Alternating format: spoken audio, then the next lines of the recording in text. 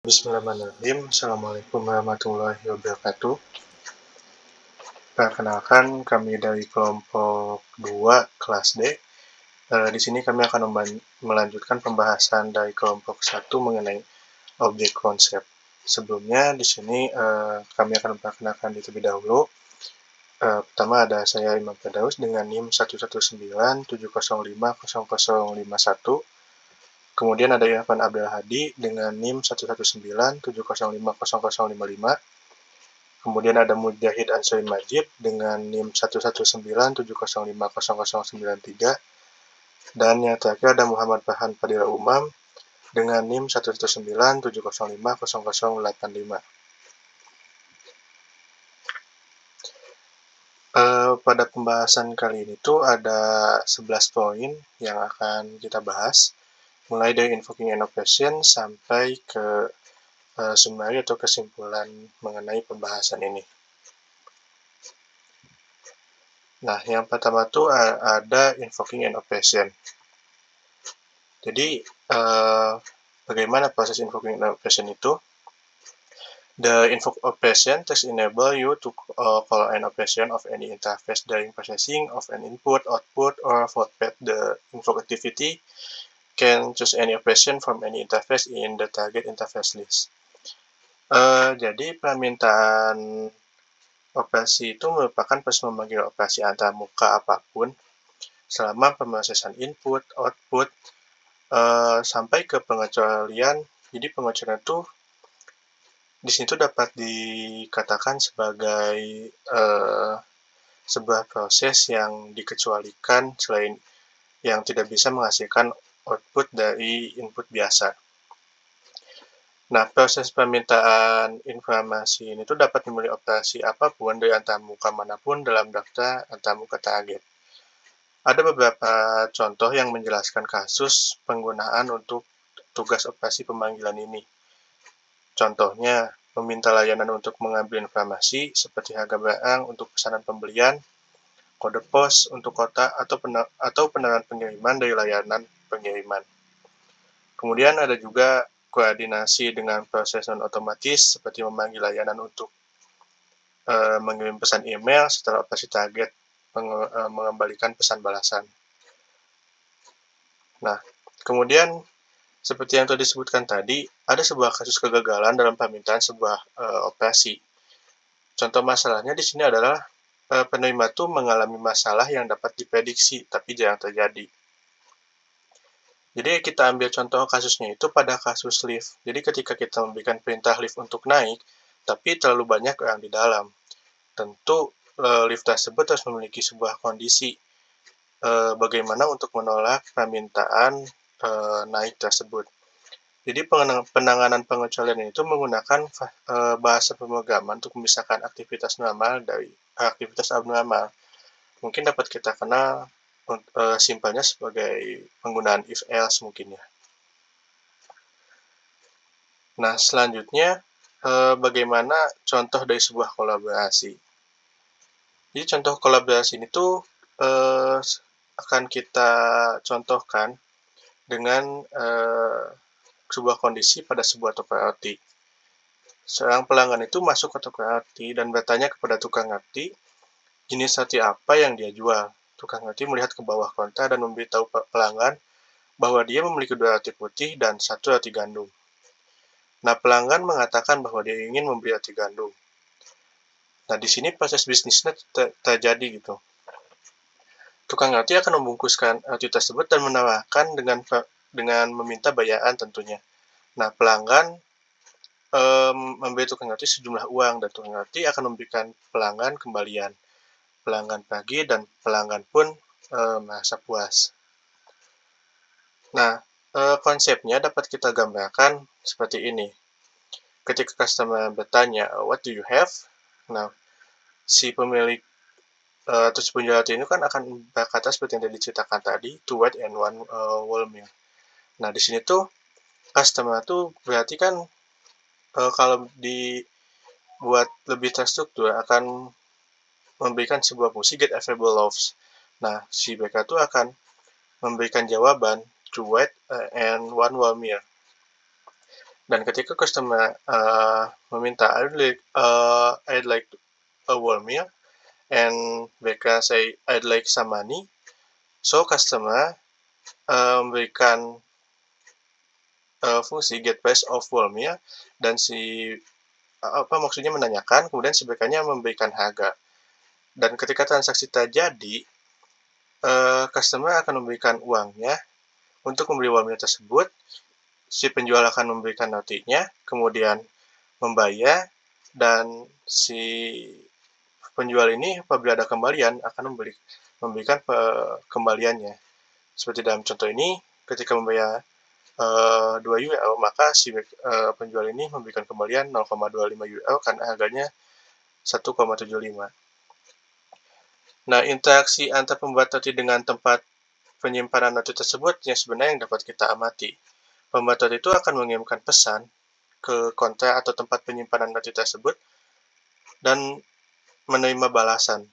Tapi si tempat penyimpanan roti itu tidak akan mengirim pesan apapun ke pembuat roti karena di sini tuh tempat penyimpanan roti di sini tuh merupakan objek yang pasif yang hanya menunggu untuk digunakan saja.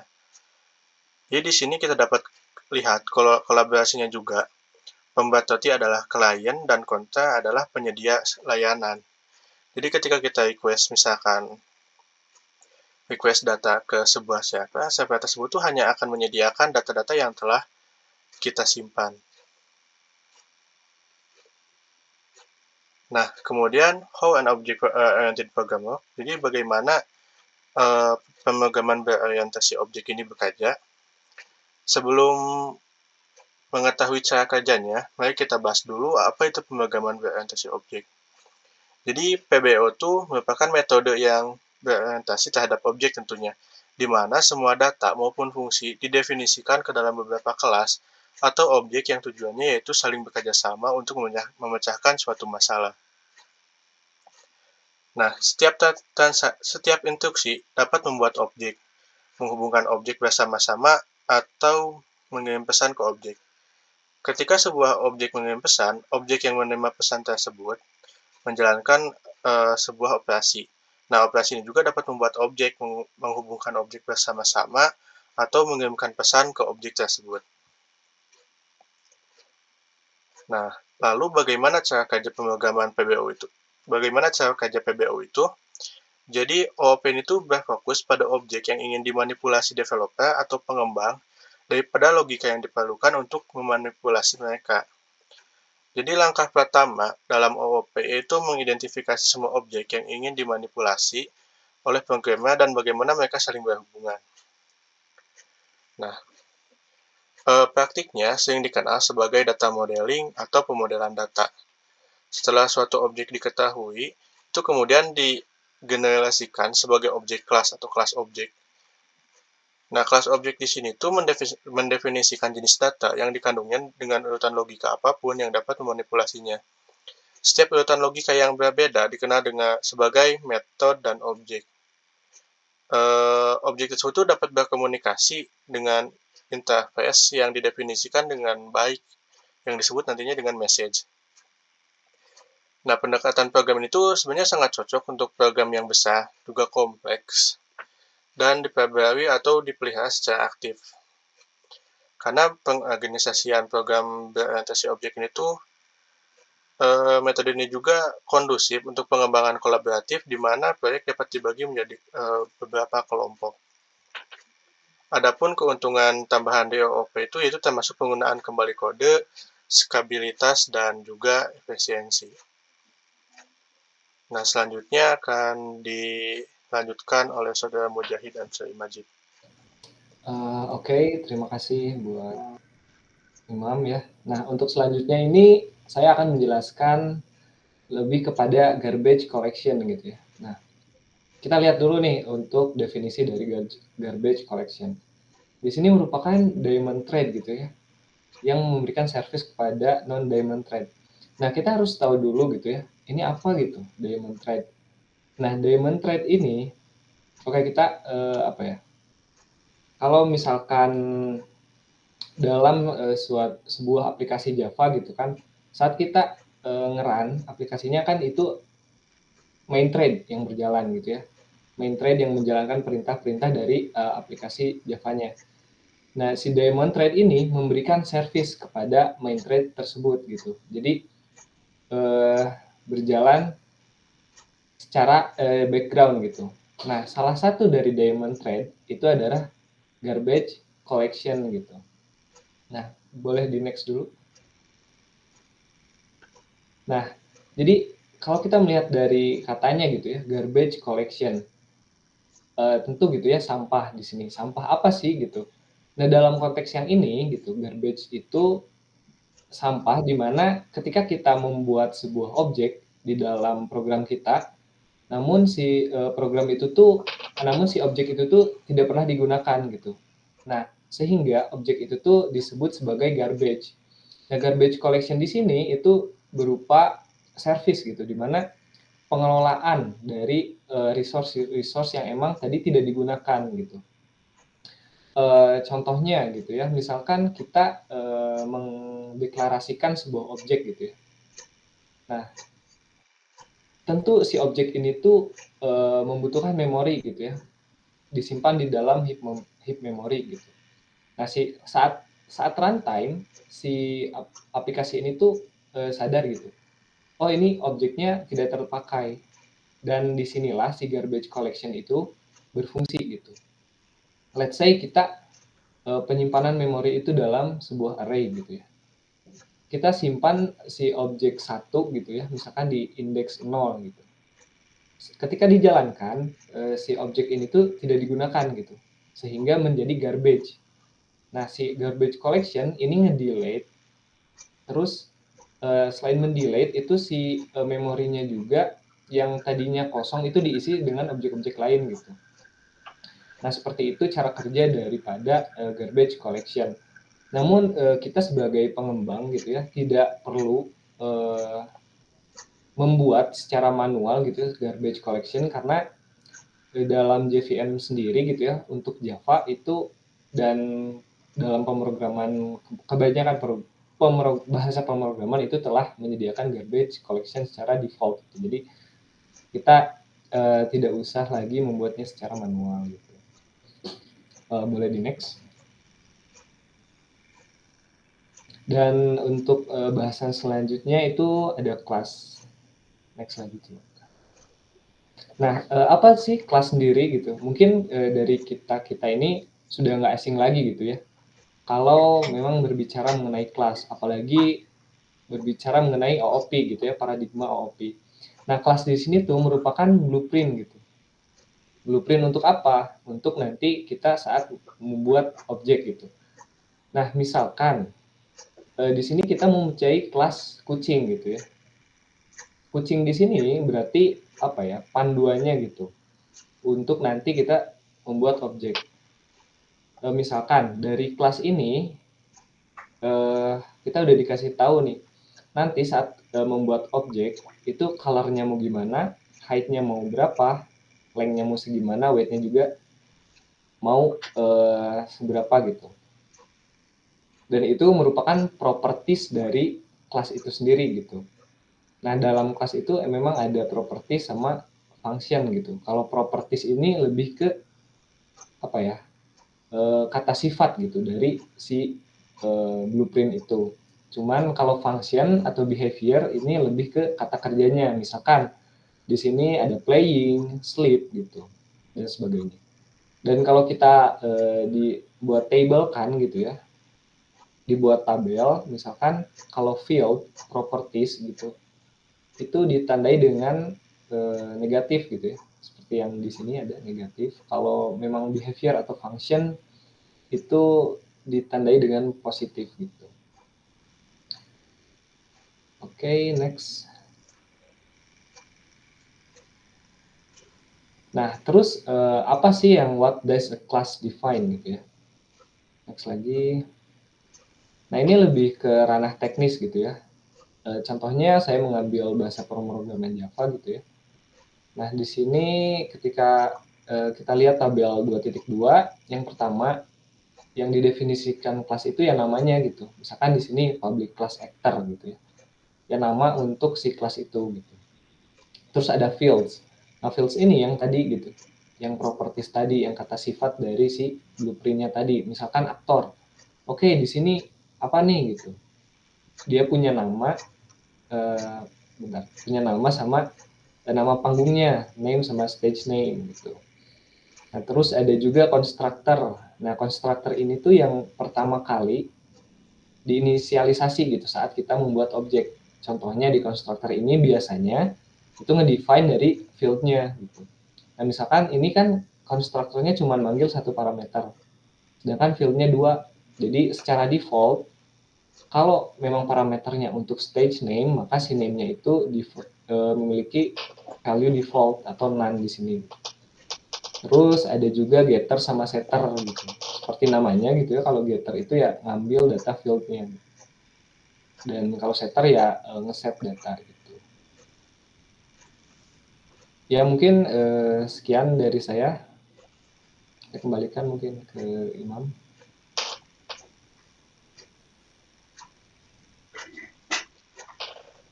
Oke, mungkin selanjutnya akan dilanjutkan oleh Muhammad Farhan Fadila Umam. Silakan. Oke, terima kasih Saudara Imam. Selanjutnya di sini kita akan membahas sedikit tentang bagaimana sih cara membagi data dan membagi operasi pada kelas ini. Next. Nah, di sini tuh ada dua cara. Yang pertama dengan cara-cara umum kayak memanggil objek. Namun ada juga cara yang lain, ada juga cara menggunakan perintah statik. Pada umumnya, orang-orang lebih cenderung menggunakan perintah pemanggil objek. Namun, pemanggilan objek ini tidak disarankan untuk data operasi yang tidak dirubah lagi, dan kelasnya hanya diperlukan untuk blueprint saja dan tidak memerlukan metode untuk banyaknya data yang disimpan. Penggunaan objek pada kasus tersebut dapat menciptakan source code yang seperti lebih banyak padahal fungsinya sama aja. Dapat dilihat dari contoh yang ini, ada kelas yang return hello world dan di sebelah kirinya itu menggunakan static dan sebelah kanannya itu menggunakan objek. Dapat dilihat sebelah kanan dapat lebih banyak karena dia memerlukan penambahan identifikasi objek dulu, sedangkan yang kiri tidak perlu. Coba next. Nah, di contoh ini juga ada bagaimana cara berbagi operasi dengan menggunakan statik yang di sebelah kanan dan bagaimana cara berbagi operasi di sebelah kiri. Terlihat di sebelah kanan terlihat lebih ringkas dengan 22 line saja, sedangkan yang menggunakan objek 24 line. Karena penggunaan operasi yang hanya sekali pakai atau hanya yang dibutuhkan blueprintnya saja itu tidak perlu menggunakan objek yang terlalu banyak, karena tidak perlu juga memanggil objek karena tidak ada data-data yang disimpan juga gitu. Coba next. Selanjutnya kita akan membahas tentang tipe pada bahasa OOP murni. Next. Di bahasa OOP murni ini memiliki dua tipe. Yang pertama adalah tipe primitif. Tipe primitif ini tipe yang sudah disediakan oleh bahasa pemrograman. Sedangkan tipe objek adalah tipe yang dapat dibuat sendiri dan dapat juga menggunakan library orang lain. Peruntukannya berbeda. Yang pertama, tipe primitif ini untuk menggunakan untuk nilai-nilai yang sederhana seperti angka, char, boolean, string, dan lain-lainnya. Sedangkan objek lebih ke nilai yang tidak sederhana yang dapat menggabungkan nilai-nilai primitif. Dari pemanggilannya, identifikasinya juga beda. Yang pertama, primitif itu menggunakan tipe data dulu integer, lalu nama variabel, lalu nama value. Sedangkan objek ini menggunakan tipe data yang dipanggil menggunakan dari kelas, lalu variabel, lalu value-nya adalah new nama kelas itu tersebut. Next. Lalu ada terminologi umum pada OOP. Coba next. Ada beberapa terminologi umum.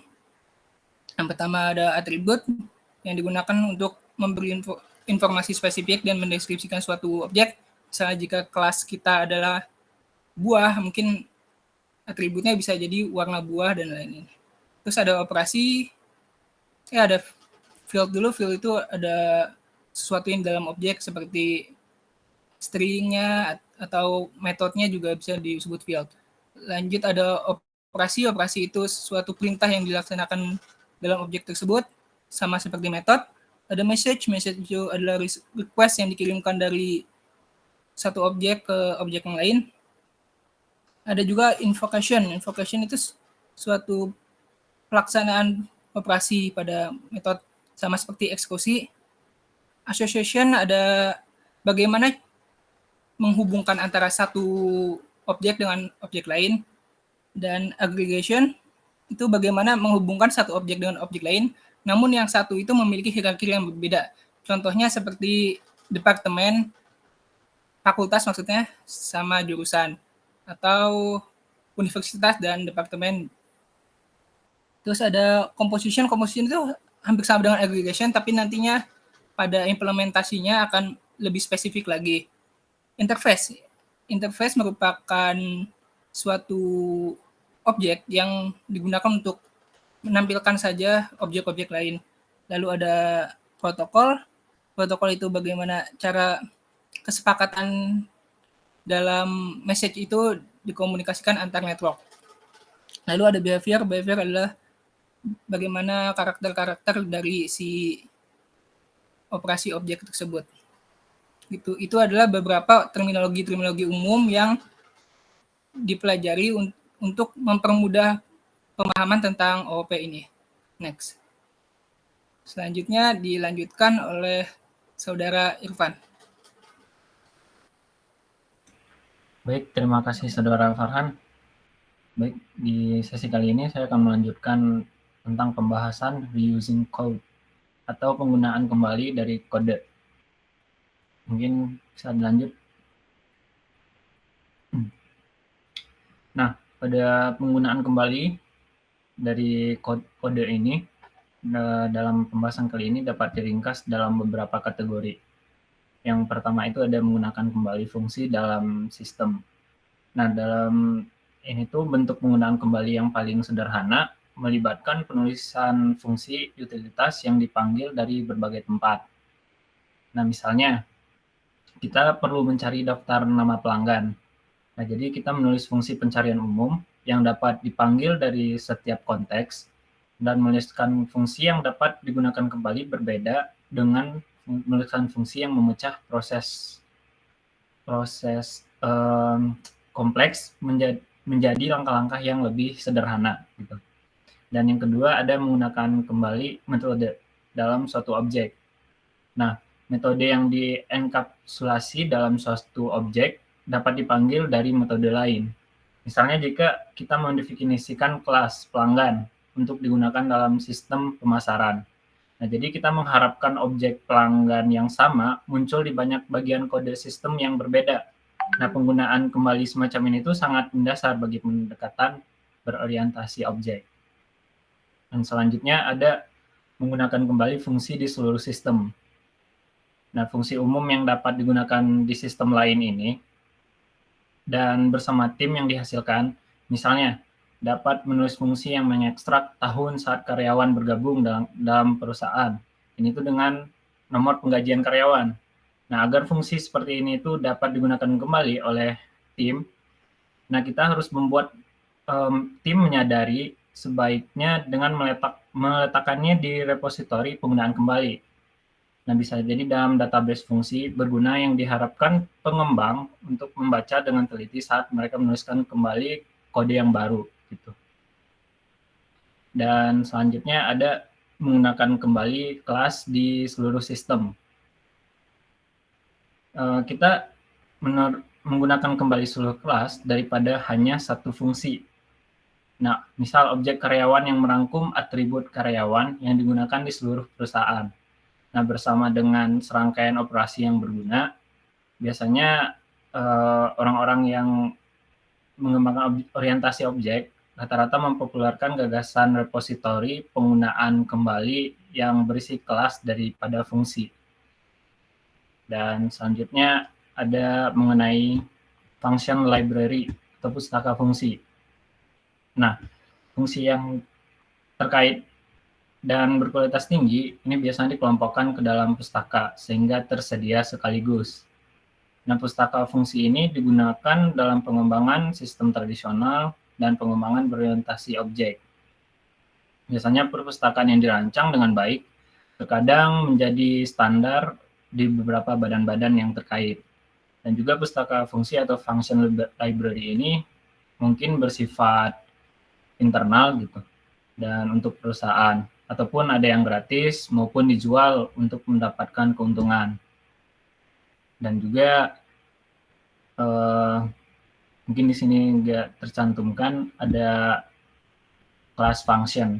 Dan juga biasanya ini sebuah peningkatan pada pustaka fungsi, di mana pustaka kelas ini menawarkan seluruh kelas daripada sekedar fungsinya saja. Dan menulis perpustakaan kelas ini pun sama kayak yang pustaka fungsi membutuhkan banyak pengalaman. Dan sama seperti pustaka fungsi juga, beberapa perpustakaan kelas mungkin bersifat internal untuk perusahaan. Dan selanjutnya pola desain. Pola desain ini tuh adalah deskripsi tentang cara membuat bagian dari sistem berorientasi objek secara elegan dan efektif. Dan terakhir adanya frameworks atau kerangka, di mana seperti namanya sendiri, ini tuh struktur yang sudah ada sebelumnya, di mana kita melampirkan kode sendiri, dan dalam kasus berorientasi objek, framework ini tuh terdiri dari sejumlah kelas yang telah ditulis, bersama dengan dokumentasi yang menjelaskan aturan konstruksi yang harus diikuti oleh pengembang sendiri. Dan pun dari keseluruhan kategori dalam penggunaan kembali kode, biasanya berkonsentrasi pada penulisan kelas yang dapat digunakan kembali. Bahkan satu kelas yang dapat digunakan kembali seringkali memiliki satu atau dua kelas yang berkolaborasi erat. Nah, dengan demikian, kita pun mungkin menghasilkan beberapa pecahan-pecahan lagi keluarga kecil dari kelas tersebut yang dapat digunakan kembali daripada hanya satu. Mungkin bisa dilanjut, Mam.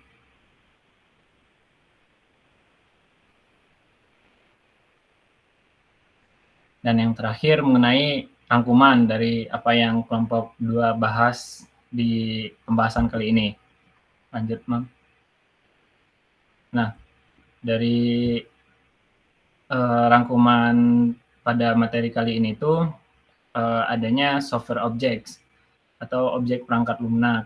Nah, ini tuh mewakili hal-hal yang terkait di nyatanya gitu, dijelaskan oleh atribut dan dapat melakukan perilaku seperti operasi dan biasanya pun disebut dengan metode gitu. Dan yang kedua ada message, yang memungkinkan objek untuk berkomunikasi dan berkolaborasi untuk mencapai beberapa tugas. Dan yang ketiga adanya garbage collection atau pengumpulan sampah yang mengambil kembali ruang yang digunakan oleh benda-benda ketika tidak ada dan lagi dibutuhkan oleh program yang membuatnya. Dan yang keempat adanya classes atau kelas yang memungkinkan kita untuk mengelompokkan objek serupa dan berbagi definisi elemen antara objek terkait sehingga kita tidak perlu mengulangi diri kita sendiri untuk mungkin hal yang terkait objek yang terkait tersebut. Dan yang terakhir adanya penggunaan kembali kode atau reusing code. Nah, yang ini tuh menghasilkan pengembangan yang lebih cepat, sederhana, dan kode yang lebih kuat, dan perawatan yang lebih mudah. Mungkin seperti itu dari saya. Kembali lagi kepada Saudara Imam. Baik, itu mengenai materi permintaan operasi bagian kedua. Mohon maaf apabila ada kesalahan. Wassalamualaikum warahmatullahi wabarakatuh.